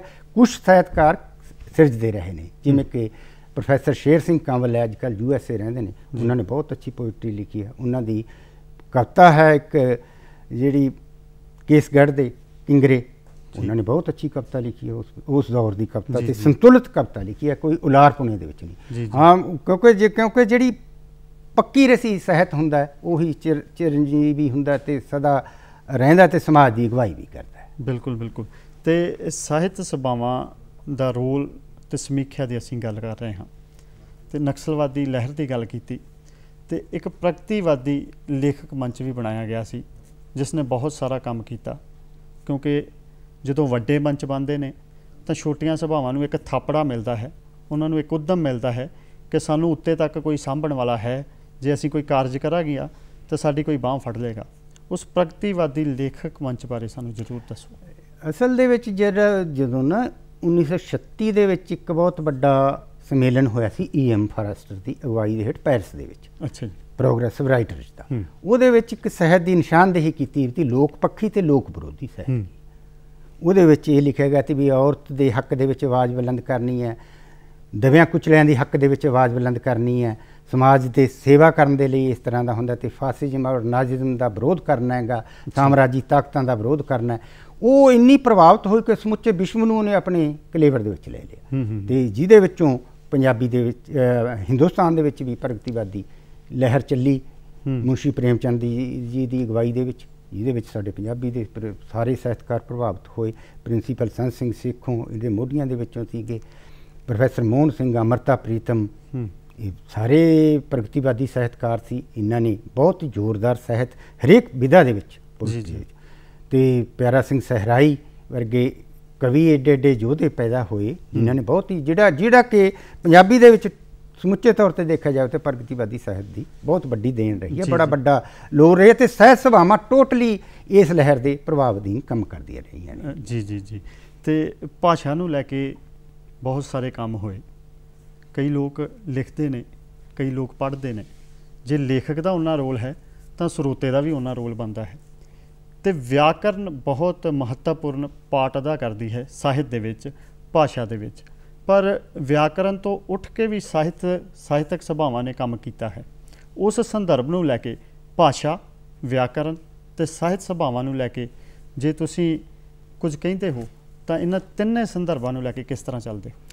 ਅਸਲ ਦੇ ਵਿੱਚ ਜਿਹੜੀ ਕੋਈ ਭਾਸ਼ਾ ਹੁੰਦੀ ਹੈ, ਠੀਕ ਹੈ, ਭਾਸ਼ਾ ਲੋਕਾਂ ਦੀ ਹੈ, ਲੋਕਾਂ ਵੱਲੋਂ ਸਿਰਜੀ ਜਾਂਦੀ ਹੈ ਜੀ, ਇਹ ਮੰਨਿਆ ਜਾਂਦਾ ਹੈਗਾ, ਲੋਕਾਂ ਵੱਲੋਂ ਸਿਰਜੀ ਜਾ ਰਹੀ ਹੈ, ਕਿਉਂਕਿ ਭਾਸ਼ਾ ਆਪਣੇ ਆਪ ਦਰਿਆ ਦੀ ਨਿਆਈ ਹੈ, ਆਪਣਾ ਰਾਹ ਬਣਾਉਂਦੀ ਰਹਿੰਦੀ ਜੀ। ਬਿਲਕੁਲ। ਪਰੰਤੂ ਪਿਛਲੇ ਸਮੇਂ ਦੇ ਦੌਰਾਨ ਹਰੇਕ ਭਾਸ਼ਾ ਦੇ ਵਿੱਚ, ਜਿਵੇਂ ਸੰਸਕ੍ਰਿਤ ਨੂੰ ਪਾਣਨੀ ਨੇ ਅਸ਼ਟਾਧਿਆਈ ਦੇ ਵਿੱਚ ਜਿਹੜਾ ਉਹਦਾ ਵਿਆਕਰਨ ਸੀ ਉਹਦੇ 'ਚ ਬੰਨਿਆ, ਤੇ ਉਹਦਾ ਕਹਿੰਦੇ ਵਿਕਾਸ ਰੁਕ ਗਿਆ। ਇਸੇ ਤਰ੍ਹਾਂ ਪੰਜਾਬੀ ਭਾਸ਼ਾ ਬਾਰੇ ਵੀ ਹੋਇਆ। ਕੁਛ ਵਿਦਵਾਨਾਂ ਨੇ ਇਸ ਤਰ੍ਹਾਂ ਚਲਾਇਆ ਵੀ ਇਹਨੂੰ ਵਿਆਕਰਨਿਕ ਭਾਸ਼ਾ ਬਣਾਈ ਜਾਵੇ, ਤੇ ਇਹ ਅਸ਼ੁੱਧ ਹੈ ਜੇ ਇਹਦੇ ਵਿੱਚ ਲਿਖਦੇ ਨੇ, ਕਿਉਂਕਿ ਹੁਣ ਪੰਜਾਬੀ ਦਾ ਜਿਹੜਾ ਰੂਪ ਹੈ ਮਲਵਈ, ਦੁਆਬੀ, ਮਾਝੀ, ਤੇ ਵੱਖਰੇ ਵੱਖਰੇ ਰੂਪ ਨੇ ਸਥਾਨਕ, ਕਿਉਂਕਿ ਜਿਵੇਂ ਕਿਹਾ ਵੀ ਜਾਂਦਾ ਹੈ ਵੀ ਹਰ 10 ਕੋਹ ਤੋਂ ਬਾਅਦ ਭਾਸ਼ਾ ਬਦਲ ਜਾਂਦੀ। ਇਹ ਮੰਨਿਆ ਵੀ ਜਾਂਦਾ ਵੀ ਭਾਸ਼ਾ ਨੂੰ ਜਿਵੇਂ ਬੋਲੋ ਤਿਵੇਂ ਲਿਖੋ ਦੇ ਉਸ ਦੇ ਮੁਤਾਬਕ ਹੋਣਾ ਚਾਹੀਦਾ, ਤੇ ਭਾਸ਼ਾ ਦੇ ਜਿਹੜੇ ਸਾਹਿਤ ਸਭਾਵਾਂ ਦੀ ਭੂਮਿਕਾ ਰਹੀ ਹੈ ਇਸ ਪੱਖ ਦੇ ਵਿੱਚੋਂ ਰਹੀ ਹੈ, ਉਹ ਵਿਆਕਰਨਿਕ ਪੱਖ ਤੋਂ ਖੁੱਲ੍ਹਾ ਮੰਨਦੇ ਰਹੇ ਨੇ, ਕਿਉਂਕਿ ਇਹਦੇ ਨਾਲ ਜ਼ਰੂਰੀ ਹੈ ਕਿ ਸਰਲ ਭਾਸ਼ਾ ਹੋਊਗੀ। ਜੇ ਲੋਕਾਂ ਦੀ ਭਾਸ਼ਾ ਦੇ ਵਿੱਚ ਗੱਲ ਕਰਾਂਗੇ ਤੇ ਤਦੇ ਉਹਨਾਂ ਨੂੰ ਸਮਝ ਆਏਗੀ। ਜੇ ਬਹੁਤ ਔਖੀ ਭਾਸ਼ਾ ਅਸੀਂ ਬਣਾਈ ਜਾਵਾਂਗੇ ਤੇ ਆਮ ਬੰਦਿਆਂ ਤੋਂ ਦੂਰ ਹੋ ਜਾਊਗਾ, ਤੇ ਬੰਦੇ ਇੱਕ ਵੱਖਰੀ ਅਲੋਕਾਰ ਚੀਜ਼ ਹੋ ਜਾਣੀ ਹੈ ਜਿਹੜੀ ਕਿ ਸਮਾਜ ਦੇ ਲਈ ਕੋਈ ਉਹਦਾ ਉਪਯੋਗਤਾ ਨਹੀਂ ਹੁੰਦੀ। ਤੇ ਸਾਹਿਤ ਸਭਾਵਾਂ ਨੇ ਇਸ ਪੱਖ ਤੋਂ ਬਹੁਤ ਵੱਡਾ ਕੰਮ ਕੀਤਾ, ਬਹੁਤ ਹੀ ਜ਼ਿਆਦਾ ਸਾਹਿਤ ਸਿਰਜਿਆ ਗਿਆ ਇਸ ਤਰ੍ਹਾਂ ਦਾ ਲੋਕ ਭਾਸ਼ਾ ਦੇ ਵਿੱਚ, ਲੋਕਾਂ ਦੀ ਉਹਦੇ ਵਿੱਚ ਜੀ। ਸਮੇਂ ਸਮੇਂ 'ਤੇ ਬਹੁਤ ਸਾਰੇ ਵਰਗ ਸਾਹਿਤ ਸਭਾਵਾਂ ਦੇ ਨਾਲ ਜੁੜੇ ਹੈ ਨਾ, ਜਿੱਥੇ ਉਮਰ ਦੇ ਵੱਡੇ ਲੋਕ ਜੁੜੇ, ਉੱਥੇ ਨੌਜਵਾਨ ਵੀ ਜੁੜੇ, ਨਾਲ ਦੇ ਨਾਲ ਔਰਤਾਂ ਨੇ ਬੜਾ ਵੱਡਾ ਰੋਲ ਅਦਾ ਕੀਤਾ ਸਾਹਿਤ ਸਭਾਵਾਂ ਦੇ ਨਾਲ ਰੁਲ ਕੇ ਸਾਹਿਤ ਨੂੰ ਸਾਂਭਣ ਦਾ। ਔਰਤਾਂ ਦੇ ਰੋਲ ਨੂੰ ਤੇ ਸਾਹਿਤਕ ਸਭਾਵਾਂ ਦੇ ਰੋਲ ਨੂੰ ਤੁਸੀਂ ਲੈ ਕੇ ਕਿੱਦਾਂ ਚੱਲਦੇ ਹੋ? ਬਹੁਤ ਵੱਡਾ ਯੋਗਦਾਨ ਹੈ ਜੀ। ਔਰਤ ਤੇ ਮਰਦ ਸਮਾਜ ਦੇ ਇੱਕ ਗੱਡੀ ਦੇ ਦੋ ਪਹੀਏ ਨੇ, ਜਿਨ੍ਹਾਂ ਤੋਂ ਬਿਨਾਂ ਨਹੀਂ ਚੱਲ ਸਕਦਾ। ਸੁਭਾਵਾਂ ਦੇ ਸਹਿਜ ਸੁਭਾਵਾਂ ਦੇ ਵਿੱਚ ਔਰਤਾਂ ਨੇ ਬਹੁਤ ਵੱਡਾ ਯੋਗਦਾਨ ਦਿੱਤਾ ਹੈ, ਜਿਸ ਤਰ੍ਹਾਂ ਕਿ ਡਾਕਟਰ ਸ਼ਰਨਜੀਤ ਕੌਰ, ਸ਼੍ਰੀਮਤੀ ਗੁਰਚਰਨ ਕੌਰ ਕੋਚਰ, ਜੋਗਿੰਦਰ ਕੌਰ ਅਗਨੀਹੋਤਰੀ, ਭੁਪਿੰਦਰ ਕੌਰ ਪ੍ਰੀਤ, ਡਾਕਟਰ ਦਵਿੰਦਰ ਕੌਰ, ਡਾਕਟਰ ਗੁਰਪ੍ਰੀਤ ਕੌਰ, ਬਹੁਤ ਹੀ ਅਨੇਕਾਂ ਨਾਂ ਨੇ। ਬਹੁਤ ਜਿੰਨੀਆਂ ਔਰਤਾਂ ਨੇ ਇਸ ਤਰ੍ਹਾਂ ਦਾ ਖੁੱਲ੍ਹ ਕੇ ਸਾਹਿਤ ਲਿਖਿਆ ਅਤੇ ਸਹਿਜ ਸੁਭਾਵਾਂ ਦੇ ਵਿੱਚ ਨਿਰੰਤਰ ਉਹਨਾਂ ਨੇ ਸਹਿਜ ਸਭਾਵਾਂ ਦੇ ਵਿੱਚ ਹਾਜ਼ਰੀਆਂ ਨਹੀਂ ਲਵਾਈਆਂ, ਇਹਨੂੰ ਔਰਗੇਨਾਈਜ਼ ਕਰਨ ਦੇ ਵਿੱਚ ਬਹੁਤ ਵੱਡਾ ਯੋਗਦਾਨ ਪਾਇਆ ਗਾ ਡਾਕਟਰ ਰਵਿੰਦਰ ਕੌਰ ਕਾਕੜਾ। ਅਤੇ ਇਸ ਤਰ੍ਹਾਂ ਦੇ ਸਾਹਿਤਕਾਰ ਸਾਡੇ ਨਾਲ ਜੁੜੇ ਹੋਏ ਨੇਗੇ ਅਤੇ ਜਿਹੜੀਆਂ ਲਗਾਤਾਰ ਪਾਉਂਦੇ ਹੋਏ ਨੇ, ਪ੍ਰਭਜੋਤ ਕੌਰ ਤੋਂ ਲਾ ਕੇ ਅੰਮ੍ਰਿਤਾ ਪ੍ਰੀਤਮ, ਉਹ ਸਾਰੇ ਸਹਿਜ ਸਭਾਵਾਂ ਦੇ ਵਿੱਚ ਉਹਨਾਂ ਦੇ ਬੜਾ ਵੱਡਾ ਯੋਗਦਾਨ ਰਿਹਾ ਗਾ ਜੀ ਸਮੇਂ ਦੌਰਾਨ। ਅਤੇ ਸਾਹਿਤ ਨੂੰ ਉਹਨਾਂ ਦੀ ਦੇਣ ਹੈ ਬਹੁਤ ਵੱਡੀ। ਅਤੇ ਨੌਜਵਾਨ ਕਹਿੰਦੇ ਨੇ ਕਿ ਸਮਾਜ ਨੂੰ ਬਦਲ ਸਕਦੇ ਨੇ, ਕਹਿੰਦੇ ਨੇ ਕਿ ਨੌਜਵਾਨਾਂ ਦੇ ਉੱਤੇ ਬਹੁਤ ਭਾਰ ਹੈ ਜੋ ਸਮਾਜ ਨੂੰ ਤੋੜ ਵੀ ਸਕਦੇ ਨੇ ਅਤੇ ਸਮਾਜ ਨੂੰ ਬ੍ਰੇਕ ਵੀ ਲਗਾ ਕੇ ਰੱਖ ਸਕਦੇ ਨੇ। ਨੌਜਵਾਨ ਲਗਾਤਾਰ ਪ੍ਰਗਤੀਸ਼ੀਲ ਹੋ ਕੇ ਸਮਾਜ ਦੇ ਨਾਲ ਚੱਲਦਾ ਹੈ, ਸਮਾਜ ਨੂੰ ਸੇਧ ਦਿੰਦਾ ਹੈ, ਪਰਿਵਾਰ ਤੋਂ ਲੈ ਕੇ ਸਮਾਜ ਦੇ ਹਰ ਵਰਗ ਨੂੰ ਨੌਜਵਾਨ ਸਾਂਭਦਾ ਹੈ। ਨੌਜਵਾਨ ਲੇਖਕ ਅਤੇ ਸਾਹਿਤ ਸਭਾਵਾਂ ਨੌਜਵਾਨ ਲੇਖਕਾਂ ਨੂੰ ਕਿਸ ਤਰ੍ਹਾਂ ਪ੍ਰੇਰਿਤ ਕਰ ਰਹੀਆਂ ਨੇ, ਕਿਸ ਤਰ੍ਹਾਂ ਦਾ ਰੋਲ ਅਦਾ ਕਰ ਰਹੀਆਂ ਨੇ?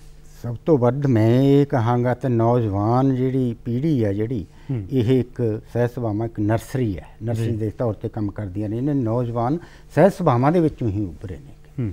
ਸਹਿਜ ਸਭਾ ਦੇ ਵਿੱਚ ਹਰੇਕ ਮਹੀਨਾਵਾਰ, ਹਫ਼ਤਾਵਾਰੀ ਜਾਂ ਪੰਦਰਵਾੜਾ ਮੀਟਿੰਗਾਂ ਦੇ ਵਿੱਚ ਉਹ ਸ਼ਾਮਲ ਹੁੰਦੇ ਨੇ। ਜਦੋਂ ਉਹਨਾਂ ਦੀ ਕੋਈ ਰਚਨਾ ਛਪਦੀ ਹੈ ਜਾਂ ਰਚਨਾ ਦੇ ਬਾਰੇ ਗੱਲ ਹੁੰਦੀ ਹੈ ਜਾਂ ਨਾ ਹੁੰਦਾ, ਉਹ ਬੰਦੇ ਨੂੰ ਪ੍ਰੇਰਿਤ ਕਰਦੀ ਹੈ, ਨੌਜਵਾਨ ਨੂੰ ਬਹੁਤ ਲਾਜ਼ਮੀ ਪ੍ਰੇਰਿਤ ਹੁੰਦਾ। ਅਤੇ ਜਿਹੜੇ ਵੱਡੇ ਸਾਹਿਤਕਾਰ ਨੇ ਉਹ ਉਹਨਾਂ ਨੂੰ ਥਾਪੜਾ ਦਿੰਦੇ ਨੇ।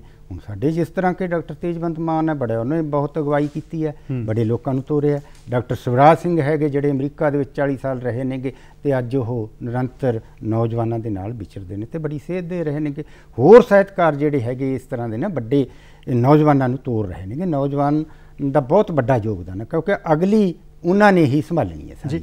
ਇੱਕ ਗੱਲ ਮੇਰੀ ਜ਼ਿਹਨ ਦੇ ਵਿੱਚ ਆ ਰਹੀ ਹੈ, ਚਲੋ ਠੀਕ ਹੈ ਥਾਪੜਾ ਦੇਣਾ ਬਣਦਾ ਵੀ ਹੈ ਜੋ ਸਥਾਪਿਤ ਸਾਹਿਤਕਾਰ ਨੇ, ਪਰ ਨੌਜਵਾਨਾਂ ਦੇ ਵਿੱਚ ਕਿਤੇ ਨਾ ਕਿਤੇ ਰੋਸ ਵੀ ਪਾਇਆ ਜਾ ਰਿਹਾ ਹੈ ਕਿ ਸਾਡੀਆਂ ਲਿਖਤਾਂ ਨੂੰ, ਕਲਮਾਂ ਨੂੰ ਅਸੀਂ ਅੱਗੇ ਨਹੀਂ ਲੈ ਕੇ ਆ ਰਹੇ, ਕਿਉਂਕਿ ਜੇ ਅਸੀਂ ਸਾਹਿਤ ਸਭਾਵਾਂ ਦੇ ਨਾਲ ਜੁੜੇ ਹਾਂ ਤਾਂ ਸਿਰਫ ਅਸੀਂ ਸਰੋਤਿਆਂ ਦੇ ਤੌਰ 'ਤੇ ਕਈ ਵਾਰੀ ਜੁੜ ਕੇ ਬੈਠ ਜਾਂਦੇ ਹਾਂ, ਸਾਨੂੰ ਬੁਲਾਰੇ ਦੇ ਵਜੋਂ ਮੌਕਾ ਨਹੀਂ ਮਿਲਦਾ। ਅਤੇ ਇਹ ਵੀ ਹੋ ਜਾਂਦਾ ਹੈ ਕਿ ਕਈ ਪ੍ਰੋਗਰਾਮਾਂ ਦੇ ਵਿੱਚ ਸਾਰਾ ਦਿਨ ਕੱਢ ਕੇ ਜਾਂਦੇ ਹਾਂ ਅਤੇ ਸਾਰੀ ਦਿਹਾੜੀ ਤਾੜੀਆਂ ਮਾਰ ਕੇ ਸ਼ਾਮ ਨੂੰ 4 ਵਜੇ ਥੋੜ੍ਹੀ ਜਿਹੀ ਚਾਹ ਪੀ ਕੇ ਘਰ ਨੂੰ ਆ ਜਾਈਦਾ ਹੈ, ਪਰ ਅੱਜ ਤੱਕ ਅਸੀਂ ਆਪਣੇ ਵਿਚਾਰ ਨਹੀਂ ਸਰੋਤਿਆਂ ਤੱਕ ਪਹੁੰਚਾ ਸਕੇ, ਸਿਰਫ ਸਰੋਤੇ ਬਣ ਕੇ ਰਹਿ ਗਏ।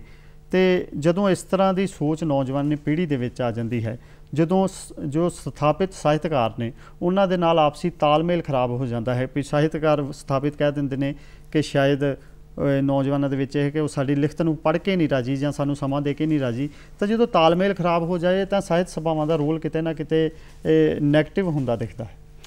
ਬਿਲਕੁਲ ਠੀਕ ਹੈ ਤੁਹਾਡੀ ਗੱਲ। ਇਹ ਸਮੁੱਚੇ ਸਿਸਟਮ 'ਚ ਆਪਾਂ ਦੇਖੀਏ, ਆਪਣੇ ਸਮਾਜਿਕ ਪ੍ਰਬੰਧ ਦੇ ਵਿੱਚ, ਰਾਜਨੀਤਿਕ ਪ੍ਰਬੰਧ ਦੇ ਵਿੱਚ ਵੀ ਦੇਖਿਆ ਜਾਵੇ ਤੇ ਇੱਕ ਬੁਲਾਰੇ ਹੁੰਦੇ ਨੇ ਜਾਂ ਇੱਕ ਲੀਡਰ ਹੈ ਤੇ ਇੱਕ ਵਰਕਰ ਹੈਗਾ। ਇਸ ਤਰ੍ਹਾਂ ਸਹਿਜ ਸਭਾਵਾਂ ਦੇ ਵਿੱਚ ਵੀ ਕਈ ਜਗ੍ਹਾ 'ਤੇ ਹੁੰਦਾ, ਠੀਕ ਹੈ, ਇਹਦੇ ਨਾਲ ਉਹਨਾਂ ਦੇ ਵਿੱਚ ਨਿਰਾਸ਼ਤਾ ਆਉਂਦੀ ਹੈ। ਪਰੰਤੂ ਜਿਹੜੇ ਸੱਚਮੁੱਚ ਵੱਡੇ ਲੇਖਕ ਨੇ, ਵੱਡੇ ਸਾਹਿਤਕਾਰ ਨੇ, ਮੈਂ ਦੇਖਿਆ ਜਿਸ ਤਰ੍ਹਾਂ ਦਾ ਮੈਂ ਦੇਖਿਆ ਬਹੁਤ ਬੰਦੇ ਉਹ ਆਪਣੇ ਆਪ ਤੋਰਦੇ ਨੇ, ਉਹਨਾਂ ਨੂੰ ਕਹਿਣਗੇ ਮੌਕਾ ਦੇਣਗੇ ਵੀ ਉਹਨੂੰ ਜ਼ਰੂਰ ਦਿਓ ਬਈ, ਉਹਦਾ ਮੌਕਾ ਜ਼ਰੂਰੀ ਹੈ, ਉਹ ਦਮਨ ਨਹੀਂ ਕਰਦੇ। ਪਰ ਕਈ ਜਗ੍ਹਾ 'ਤੇ ਇਹ ਹੁੰਦਾ ਹੈਗਾ, ਉਹਨਾਂ ਦੇ ਉੱਪਰ ਆਪਣੀ ਵਿਚਾਰਧਾਰਾ ਠੋਸਦੇ ਨੇ ਜਾਂ ਉਹਨਾਂ ਨੂੰ ਕਾਊਂਟਰ ਕਰਦੇ ਨੇ ਜਿਹ ਤੋਂ ਉਹਨਾਂ ਨੂੰ ਖਤਰਾ ਲੱਗਦਾ ਹੈਗਾ। ਇਹ ਹੁੰਦਾ ਹੈਗਾ, ਕਈ ਜਗ੍ਹਾ 'ਤੇ ਹੁੰਦਾ, ਪਰ ਸਾਰੇ ਨਹੀਂ ਹੈਗੇ। ਕੁਝ ਹੈ ਇਹਦੇ ਲਈ ਇਹ ਬਿਲਕੁਲ ਠੀਕ ਹੈ, ਪਰੰਤੂ ਕਈ ਨੌਜਵਾਨ ਵੀ ਐਸੇ ਹੈ, ਯੂਥ, ਉਹ ਆਪਣੇ ਨਾਲ ਆਪਣੀ ਸ਼ਕਤੀ ਦੇ ਨਾਲ ਅੱਗੇ ਵੀ ਆ ਜਾਂਦੇ ਨੇ, ਆਪ ਵੀ ਆ ਜਾਂਦੇ। ਕਈ ਬੱਚੇ ਇਸ ਤਰ੍ਹਾਂ ਦੇ ਮਤਲਬ ਸੁਭਾਅ ਦੇ ਹੁੰਦੇ ਨੇ, ਉਹ ਨਹੀਂ ਇੱਛਾ ਕਰ ਸਕਦੇ, ਉਹ ਦਬ ਕੇ ਵੀ ਰਹਿ ਜਾਂਦੇ ਨੇ। ਪਰੰਤੂ ਫਿਰ ਵੀ ਇਹ ਹੈਗਾ ਬਹੁਤ ਘੱਟ ਬੰਦੇ ਨੇ ਜਿਹੜੇ ਇਸ ਤਰ੍ਹਾਂ ਦੀ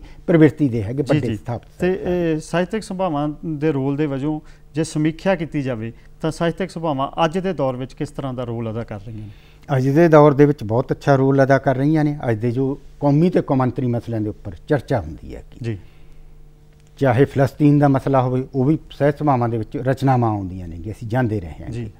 ਅਤੇ ਚਾਹੇ ਅਮਰੀਕਾ ਦੇ ਰਾਸ਼ਟਰਪਤੀ ਦੀ ਚੋਣ ਦਾ ਮਸਲਾ, ਜਾਂ ਅਮਰੀਕਾ ਦਾ ਜਿਹੜਾ ਸਿਸਟਮ ਹੈ ਨਾ, ਕਿਸੇ ਵੇਲੇ ਪਹਿਲਾਂ ਇਹ ਸੋਚਿਆ ਜਾਂਦਾ ਸੀ ਵੀ ਅਮਰੀਕਾ ਤਾਂ ਸੁਪਰ ਪਾਵਰ ਹੈ ਅਤੇ ਉੱਥੇ ਦੀ ਡੈਮੋਕ੍ਰੈਟਿਕ ਉਹਨਾਂ ਦੀ ਵੈਲਿਊਜ਼ ਨੇ, ਉਹ ਤਾਂ ਬਹੁਤ ਵੱਡਾ ਹੋ ਹੈ। ਪਰੰਤੂ ਹੁਣ ਦੇ ਜਿਹੜਾ ਮੀਡੀਆ ਨੇ, ਗਲੋਬਲਾਈਜੇਸ਼ਨ ਨੇ ਸਾਨੂੰ ਇੰਨਾ ਨੇੜੇ ਕਰਤਾ, ਤਾਂ ਪਿਛਲੇ ਸਮੇਂ ਦੌਰਾਨ ਉਹ ਸਿਸਟਮਾਂ ਦਾ ਸਾਡੇ ਸਾਹਮਣੇ ਆਉਂਦਾ।